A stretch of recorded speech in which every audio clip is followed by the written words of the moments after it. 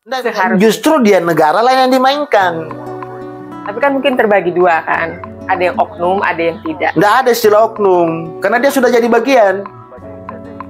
Itulah bahayanya neoliberalisme. Sistem, balik lagi ke sistem. Lah, karena itu apa? Revolusi memang. Kata revolusi ini bisa berdarah, bisa tidak berdarah. Ya tergantung aja. Misalnya tadi kan saya katakan, ini penyebabnya apa? Ya karena konstitusi diubah.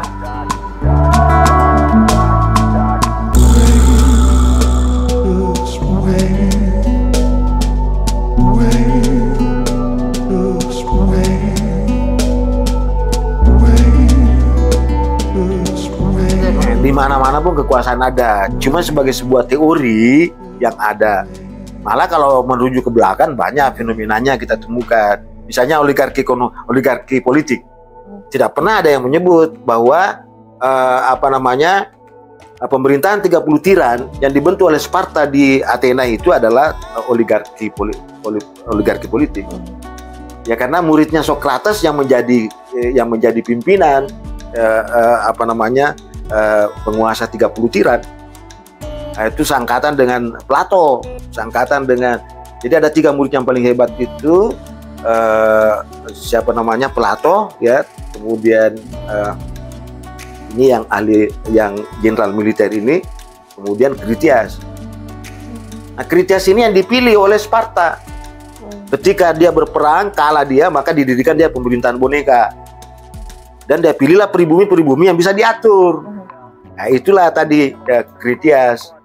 Critias inilah yang meracun gurunya Socrates. Lewat konspirasi pengadilan beracun. Ya, jadi itu konspirasi. Ya. Nah, akhirnya memakan gurunya sendiri. Memakan gurunya sendiri. Ya, itu menarik cerita itu, tapi tidak banyak gitu ya. Sebenarnya oligarki politik, bukan oligarki ekonomi. Tapi masyarakat memahaminya sepertinya hanya satu ya, oligarki itu ya untuk pengertian umum saja seperti itu ya. Padahal sebenarnya ada beberapa ya. Iya. Istilah oligarki itu ya ekonomi, politik, sosial. Ya saya larinya ke arah sana dengan pembagi. Jadi kalau oligarki itu sekarang di Indonesia hasil penelitian saya, karena penelitian saya itu 2002, sejak diketok palu konstitusi, disitulah saya mulai meneliti. Dan orang-orang yang ikut di dalam mengganti undang-undang itu sudah oligarkis. Ya, sehingga saya melihatnya pertama kelahirannya itu menarik. Kenapa? Karena oligarki politik itu basisnya di partai oligarkis. Ya. Kemudian oligarki ekonomi basisnya di perusahaan hitam. Konglomerat hitam. Kalau saya sudah mengatakan begitu kan, saya punya data. Tapi kan seperti tadi yang saya bicarakan sama Mbak Leni kan, ilmu saya kan ilmu berbahaya, tidak mau terima orang, ya kan? Ilmu saya tidak sama dengan geofisika dan tadi itu ya, memberitahukan kita bahwa ini cuaca buruk, gempa dan sebagainya. BMKG. Saya ilmu politik selalu baca BMKG, selalu cari informasi karena saya mau menghindari bahaya itu kan. Dan, tapi kalau saya, kenapa ketika saya berbicara dibenci sama orang? Padahal apa yang saya sampaikan itu untuk menghindari Anda pada bahaya. Ya karena itu tadi, ketika saya mengatakan terancam. Ketika saya mengatakan oligarki ekonomi dan itu basisnya adalah perusahaan konglomerat hitam, maka Anda bisa dengan mudah menunjuk. Tanpa perlu saya menunjuk. Paling tidak Anda mengira-ngira. Saya tanya, apakah itu konglomerat hitam itu, konglomerat putih kalau laut disertifikat? Dengan sendirinya Anda dengan mudah mengatakan bahwa, oh teorinya Pak Mulyadi kena ini. Ya. Kemudian tadi, ketika saya mengatakan bahwa ini oligarki sosial, ya, segelintir orang yang mengendalikan massa, karena punya pengaruh, ya kan, dan untuk menggerakkan massa, karena punya otot dan senjata, ada preman membela dan sebagainya, ya kan, biasa kan, pembebasan lahan, dikirim preman, lah siapa yang kendalikan di situ, pasti ada bosnya itu. Nah itulah disebut oligarki sosial. Termasuk juga orang-orang hukum. Ya, ada saya lihat beberapa. Ya kalau ada orang hukum berarti itu tadi, makanya saya bilang tadi, segelintir orang yang ingin mendalikan massa, mempengaruhi massa kan tujuannya itu dengan kemampuan pengaruhnya, teorinya, ayat-ayatnya, ya kan, pengetahuannya, ingin mempengaruhi. Ini melakukan propaganda, ini melakukan agitasi, meyakinkan legalitasnya. Saya sebenarnya dengan mudah saya menyebut orang-orang, tapi kan nanti Anda tidak suka, ya kan? Ini masalahnya ilmu saya ketika saya menyebut orang menjadi benci. Kan saya bisa sebut siapa sih yang selalu di media itu melakukan propaganda? Selalu berbalik, yang berbohong, tahu kan? Yang berbohong. Oh ini dipagari oleh nelayan. Nelayan sendiri kok berontak, nelayan sendiri. Iya.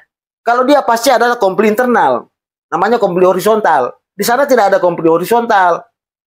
Justru nelayan sendiri yang komplain kan? Nelayan yang komplain karena tidak punya kemampuan, akhirnya dia diam, tidak ada konflik. Seandainya seimbang kekuatannya, dia akan berkelahi. Itu baru kita mengatakan bisa dipercaya itu. Jadi orang yang mengatakan, oh itu adalah nelayan, itu bandit politik. Dalam teori saya, mudah sekali disebut. Dan saya bisa menunjuk dengan teori saya pelaku-pelakunya. Cuma Anda tidak suka. Anda gunakan instrumen hukum lagi.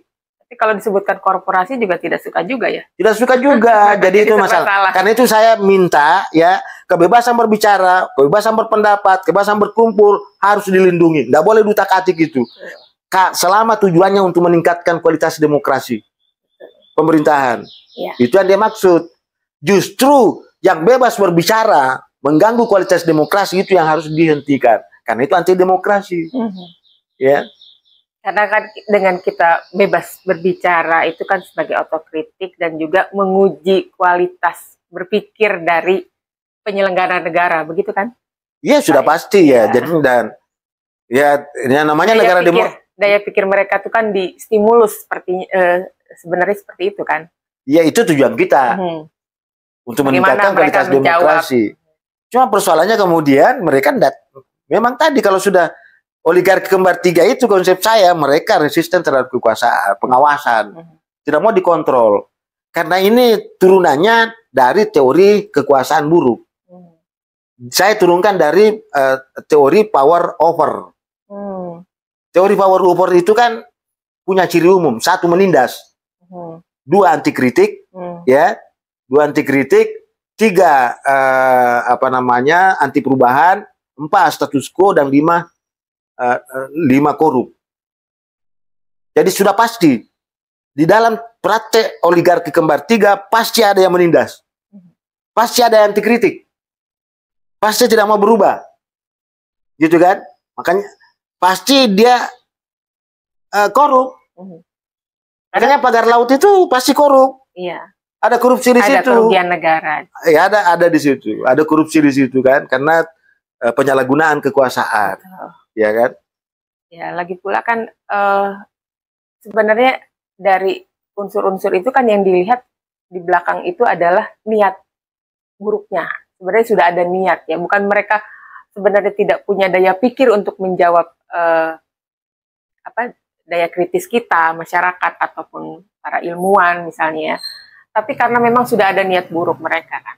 Iya itu tadi, karena dengan tidak mau adanya perubahan, status quo dan yang satu memang ya oligarki politik ini memang ambisinya untuk duduk jabatan itu aja sampai di situ. Tidak ada upaya mengharapkan rakyat sejahtera ramah makmur, tidak ada di kepalanya itu. Ya kan? Iya. Sementara sementara oligarki ekonomi tadi tidak peduli berapapun saya keluarkan biaya sepanjang Anda bisa jadi penguasa dan saya bisa kendalikan, saya bersedia berkorban. Itu prinsipnya. Oligarki sosial prinsipnya apa? Saya tidak peduli moralitas, saya tidak peduli kebaikan, kebenaran. Yang penting ada keuntungan saya dapat, sudah saya dukung itu. Begitu yang terjadi itu. Tidak peduli itu haram. Ya, pada akhirnya membela kepentingan masing-masing. Iya, pada akhirnya itu. Jadi saya katakan tadi. Wasitnya siapa dong di sini, Pak? Kenapa? Harusnya kan ada wasitnya ya. Ada wasitnya. Ya wasitnya. Negara sebenarnya harusnya hadir kan. Justru dia negara lain yang dimainkan. Tapi kan mungkin terbagi dua kan. Ada yang oknum, ada yang tidak. Tidak ada istilah oknum. Karena dia sudah jadi bagian. Itulah bahayanya neoliberalisme. Sistem, balik lagi ke sistem. Lah. Karena itu apa? Revolusi memang. Kata revolusi ini bisa berdarah, bisa tidak berdarah. Ya tergantung aja.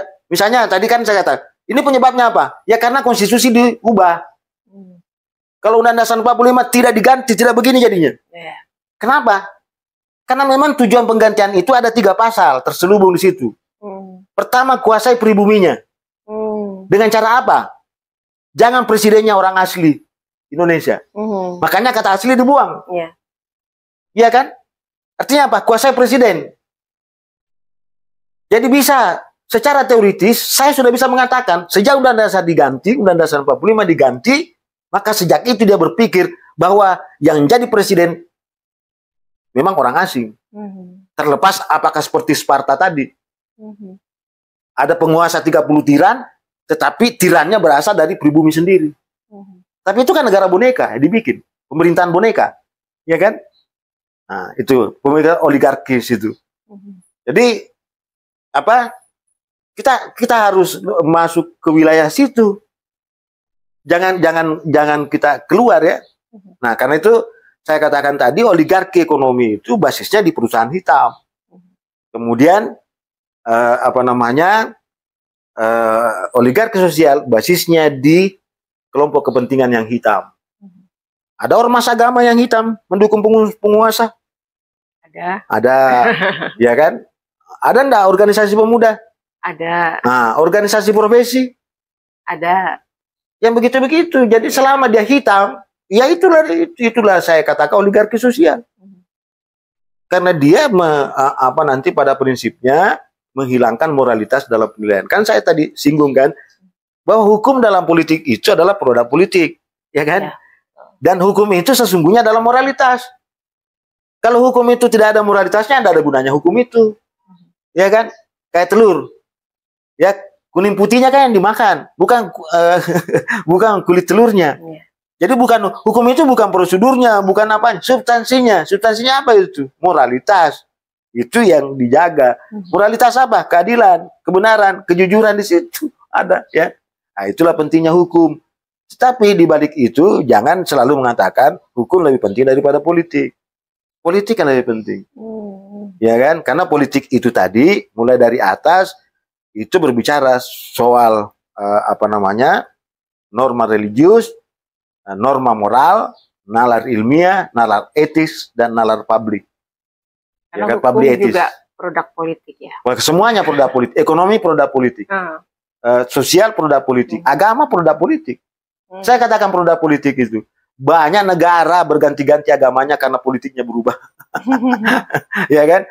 Sebenarnya hulunya yang harus diperbaiki ya. Ada diperbaiki, kembali ke Undang-Undang Dasar 45 baru kita adendum. Nah, itu. Tapi udah sepi nih sekarang gerakan itu sepertinya. Udah sepi. Suaranya. Saya masuk di dalamnya. Iya, ya udah saya sepi. Tahu. Ya saya tahu. Mungkin harus lebih disuarakan lagi gitu. Iya, jadi enggak, ini karena banyaknya masalah yang ditimbulkan tadi, oligarki kembar tiga. Ada masalah di badu politik, ada masalah di bandi politik, ada di masalah di bandar politik, itu terus. Jadi kita sibuk dengan urusan-urusan hilir. Sehingga udah berangsur-angsur lupa ya. Enggak, misalnya teman saya selalu berpikir begitu. Kerjanya berjuang, dia aktivis, tapi yang dia pikirkan masalah hulu, masalah hilir. Saya mengajak dia, ayo kita rame-rame berdiri di depan hulu. Iya. Tidak usah kita berpikir bagaimana menjernihkan air keruh di muara. Ini di atas ada nih yang bermasalah nih kan.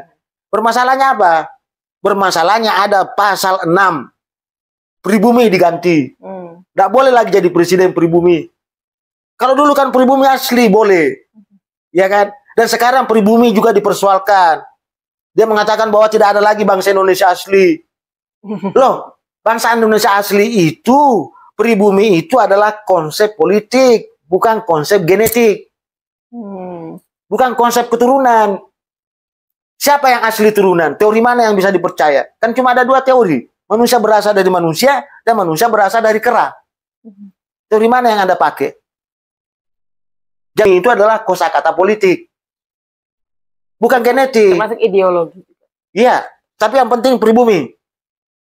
Amerika, ketika Anda mengatakan pribumi Amerika kulit putih, tidak pernah orang Indian.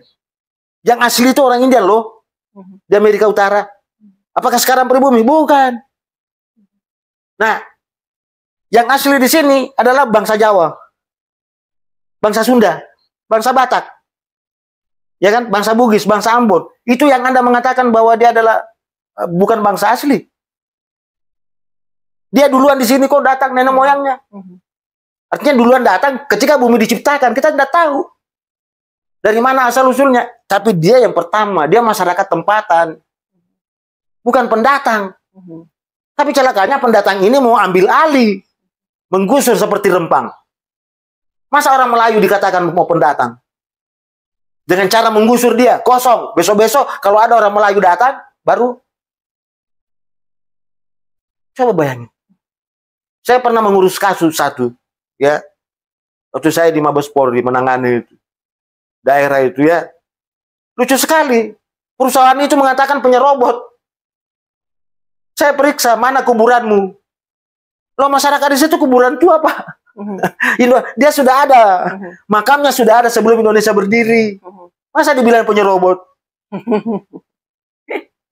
Konyol sekali pikirannya, konyol sekali otaknya. Dan berani melontarkan kata itu, ya. Pasal 6 diganti tadi. Jadi yang boleh jadi presiden, boleh bangsa Cina, boleh bangsa Afrika, boleh bangsa Arab, boleh bangsa Amerika, bangsa Eropa datang ke Indonesia. Yang penting dia lahir. Dia lahir di Indonesia, tidak pernah menerima kewarganegaraan, boleh jadi presiden. Sementara tidak boleh itu. Pendiri negara kita tidak boleh. Katakan rasis, ya memang rasis. Mau apa? Iya, betul. Dan rasis untuk melindungi pribumi. Betul. Tapi mana lagi rasis? Kalau pribumi kau hancurkan. Rasis mana? Ya, pendatang kau perbaiki, tapi pribuminya kau hancurkan. Dengan cara ngambil tanahnya, ngambil hutannya, ngambil pekerjaannya, akhirnya jatuh miskin. Karena penelitian saya melahirkan tadi 3 kelompok besar. Oligarki politik, oligarki ekonomi, oligarki sosial, inilah yang merusak. Inilah aktor politik Indonesia kontemporer. Gitu kan? Makanya saya ajak, ayo kita ubah Undang-Undang Dasar 45. Kembalikan bahwa presiden ialah orang Indonesia asli. 1, itu aja dulu. Yang kedua, ya, perekonomian Indonesia dikuasai oleh orang Indonesia. Dan kenapa dibuat di situ pasal 4? Demokrasi ekonomi. Kan hanya orang bodoh secara teori ekonomi itu, kalau dia tidak paham ekonomi politik, kalau tidak paham apa itu demokrasi ekonomi. Di pengubahan pasal 33 itu juga mungkin, ya. Ditambah itu saya ngomong ini tidak punya, jangan kira saya seperti kata-kata Basar menuduh saya bahwa saya adalah menghayal ke apa rusaklah pikiran saya, gagal lah apa saya berpikir, kan konyol dia itu. Lo pasal 33 itu ayat 4 kenapa Anda tambahin di situ demokrasi ekonomi? Jadi Anda membuat arena di Indonesia itu mengadu domba. Pertama koperasi, yang adu domba. Yang kedua BUMN, ya kan? Kau kasih bersaing, ya. Ada itu semua tentang hajat hidup orang banyak, ya. Iya. Jadi pasal 33 ayat 4 itu membiarkan 3 sistem ekonomi bertarung. Sistem ekonomi kapitalisme, sistem ekonomi komando, sistem ekonomi kerakyatan. Sistem ekonomi kerakyatan oleh koperasi, sistem komando oleh BUMN, dan sistem kapitalisme oleh konglomerasi bisnis. Sekarang pertanyaan saya, kalau 3 bertarung ini siapa yang menang? Ya pasti kapitalisme lah, ya. Konglomerat lah. Ya. Pasti yang dulu itu dimakan. Kan itu omong kosong. Anda memperjuangkan kan, yang kuat secara kapital. Ya. Iya, jadi omong kosong, berbicara mau sejahterakan rakyat. Kalau ekonomi yang Anda kembangkan, ekonomi kerakyatan, bukan ekonomi kerakyatan. Makanya di sini pentingnya Hatta, nasionalisme Hatta yang seharusnya dipakai tadi, ya kan? Gitu ya. Nah, yang ketiga yang saya kritik tadi itu, dia menguasai politiknya. Ya sekarang kan tampakkan oligarki kita kan, oligarki ekonomi, jadinya pengusaha, ya kan? Jadinya pengusaha, lama-lama jadi penguasa, masuk di DPR, ya kan? Dia yang sendiri yang bikin kebijakan.